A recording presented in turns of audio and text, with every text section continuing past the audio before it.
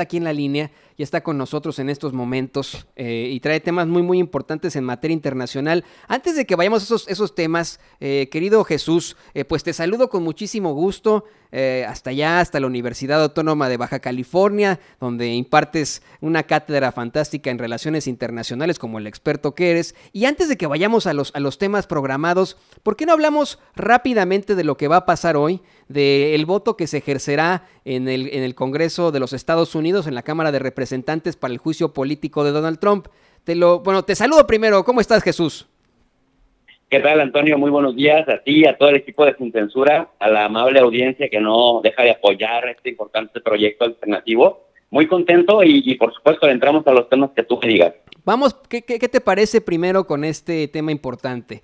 En efecto, el presidente Andrés Manuel López Obrador aseguró hoy en la conferencia mañanera que están muy cerca de ratificar en los Estados Unidos el nuevo acuerdo comercial entre Estados Unidos, México y Canadá. Dice el presidente, hasta hace un intermedio durante la mañanera, dice, vamos a ver, me dicen que es probable que antes del 20, es decir, en 2 días, antes del 20 de diciembre, ratifiquen ese acuerdo comercial, ese nuevo tratado de libre comercio. Y bueno, la realidad, querido Jesús, querido profesor, es que hoy, por ejemplo, en esa Cámara de Representantes votan los demócratas para el juicio político de Donald Trump.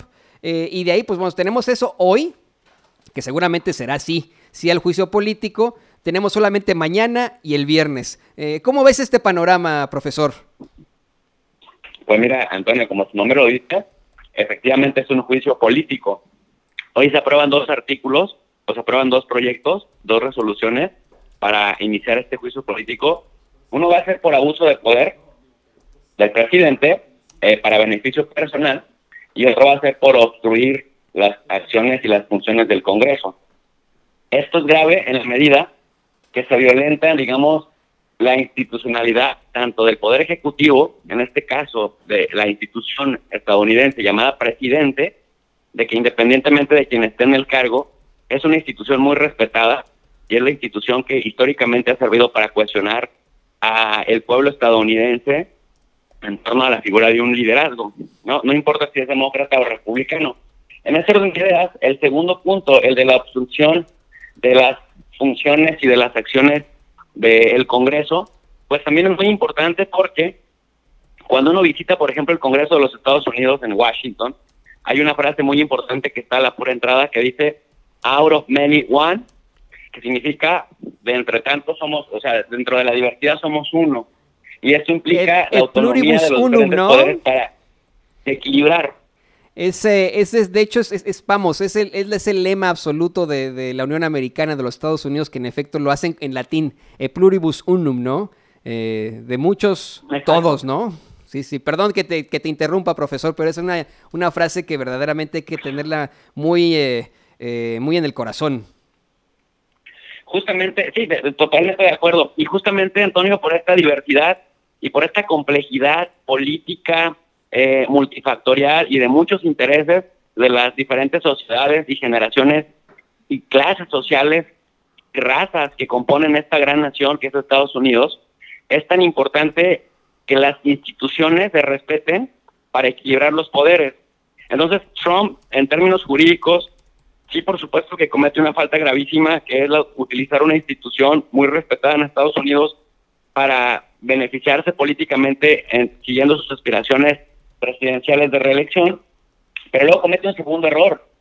Comete el error de estarse negando y de negarle a su personal subordinado de colaborar con las investigaciones del Congreso, lo cual pues sí presenta otro agravante. Pero como bien decías tú al inicio de la entrevista, sí va a ser un juicio político, porque si fuera meramente jurídico, si dependiera de jueces, por supuesto que lo destituirían.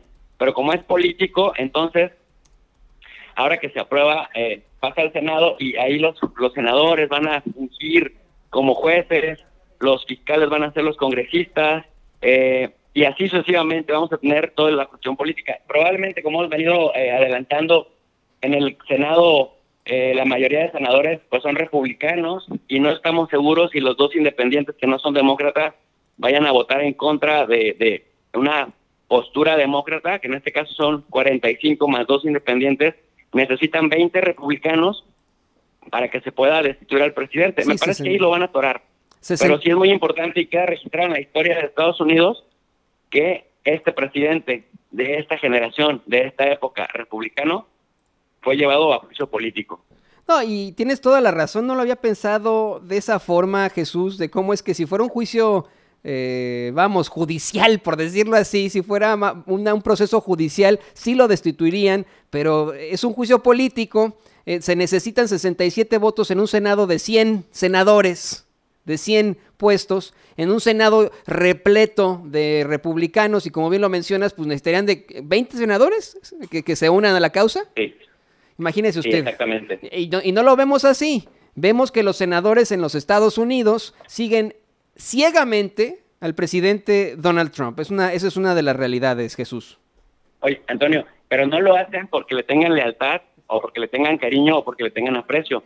Lo hacen por el costo político que podría representarles a estos senadores en sus distritos el votar en contra de Trump, si sus distritos son pro-Trump. Y hoy, por ejemplo, salió esta encuestadora madre, creo que es 538, que es la concentradora de todas las encuestas, en donde justamente sondean cómo están las preferencias y cuál es la percepción pública o de la gente en torno al impeachment, y solo 47.5%, Antonio, está a favor, pero 46% está en contra. O sea, sí, micha y micha casi, ¿no? Cerrado. Micha y micha, la opinión de los estadounidenses es esa. Y ayer, Jesús, estaba yo revisando una encuesta del USA Today junto con la Universidad de Suffolk, en la que me hace, o sea, yo escuchando todo esto, escuchando que, por ejemplo, un Rudy Giuliani, amigo del presidente, su abogado, acepta que él sigue buscando porquerías de los demócratas en Ucrania, por lo que están buscando el juicio político contra Donald Trump, lo acepta y dice, sí, el presidente está feliz con esto, y a pesar de todo esto, el público, a pesar de todas estas cochinadas, el público estadounidense no lo ve así, todavía está como 3 puntos arriba de Joe Biden, Donald Trump, 5 de Bernie Sanders y como 7 de Elizabeth Warren, ¿no? Entonces, ¿vemos muy cercana una reelección, Jesús? Pues yo pienso que sí, porque mira, por ejemplo, esta madre o esta encuesta de encuestas 538, ella recoge prácticamente todas, desde las muy en contra hasta las muy a favor, y te dice cuál es el sondeo general. Si tú te fijas, Hillary Clinton tenía muchísimo más voto popular o mucho más apoyo popular, incluso en esta misma encuesta de encuestas, o madre concentradora de todas las encuestas, y sin embargo, como ganó en el colegio electoral en estados clave y en los estados que se conoce como estados bisagra, son estos que votan a veces hacia los demócratas o a veces hacia los republicanos, pues ahora lo que no te da esta encuesta para analizar es en qué sectores es donde están más a favor de Trump, porque fíjate, Antonio, en Pensilvania, en Missouri, en Michigan, en algunos estados que históricamente han sido indecisos, pues ganó Trump en el 2016, pero en el 2018, en las intermedias, a pesar de que fue a hacer él personalmente campaña a favor de los representantes que iban a postularse, perdieron esto y llegó la ola demócrata. Entonces, ahora los republicanos en el Senado, de los 100 senadores republicanos, hay 53 que son republicanos.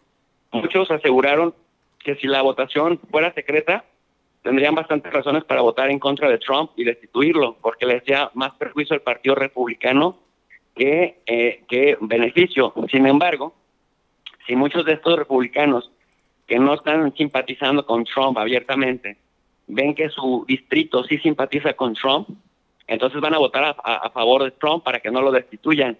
Y eso va a complejizar porque incluso los demócratas, pues no estamos tan seguros de que los 45 demócratas en el Senado, más los 2 independientes que históricamente votan a favor de los demócratas, entonces en suma global serían 47 a favor, y a pesar de que consigan 20 republicanos, no estamos seguros si los 45 demócratas van a votar todos a favor de la destitución en el Senado.